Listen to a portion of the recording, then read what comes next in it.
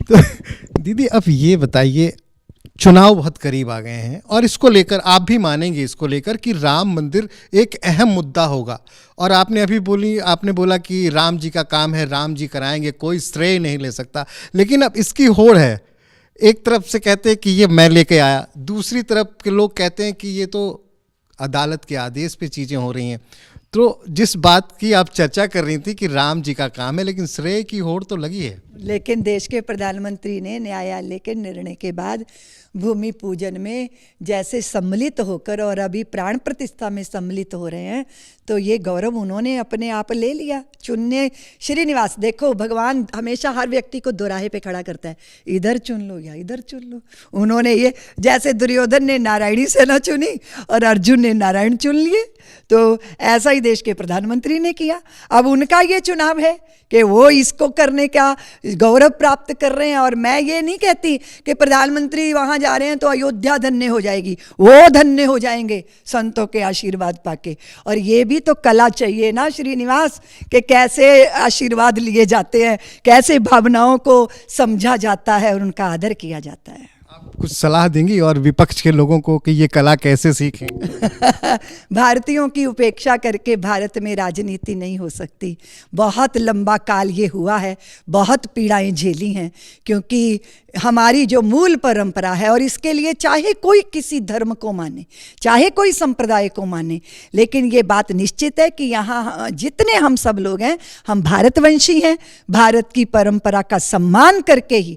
और दूसरी बात ये है, किसी भी पेड़ की अमर बेल बनने का कोशिश मत करो, स्वयं हम एक बट वृक्ष है, अपनी जड़ों से जुड़कर ही हमारा उद्धार है। दीदी अंतिम सवाल, उस आंदोलन के वक्त एक नारा और था, एक तो आपने बताया सौगंध राम की खाते हैं, कहीं उत्साह में आकर लोग एक नारा और लगाते थे कि अयोध्या तो झांकी है, मथुरा काशी।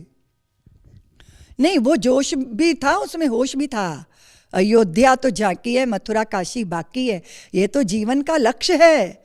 क्योंकि अयोध्या का सत्य तो बाबरी ढांचे के नीचे दबा था, पर कृष्ण जन्मभूमि और काशी विश्वनाथ का सच तो बाहर प्रत्यक्ष है। इसीलिए अभी आए थे देश के, ये उत्तर प्रदेश के मुख्यमंत्री जी, उन्होंने कहा अब संघर्ष नहीं, अब संवाद से बात होगी, क्योंकि न्यायालय की प्रक्रिया चल रही है और स्वयं प्रत्यक्ष को प्रमाण की जरूरत नहीं होती।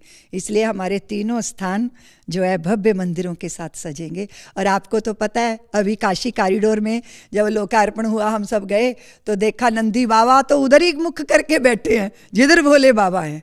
अब इस सच को कौन इनकार कर सकता है ना। इसी तरह कृष्ण जन्मभूमि का सच प्रत्यक्ष है, तो प्रत्यक्ष को प्रमाण नहीं चाहिए होता। और ये हमारी लड़ाई न्यायालय में चल रही है, निश्चित रूप से हमें न्याय मिलेगा। पर यह बात जरूर है कि न्याय में जब बहुत देर हो जाती है तो वो भी अन्याय ही होता है। इसलिए हम आशा करते हैं कि हमें जल्दी न्याय मिलेगा।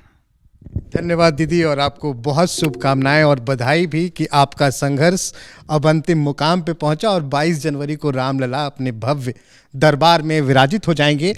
तो ये थी साध्वी ऋतंभरा, जो कह रही थी कि मैं आह्लादित हूँ, वर्णन नहीं कर सकती कि हमारी खुशी की सीमा इस वक्त क्या है। पूरी तैयारी है, अयोध्या जाएंगी और उम्मीद करते हैं कि वात्सल्य ग्राम मथुरा में एक बार फिर से 22 जनवरी को भी दिवाली मनाई जाएगी।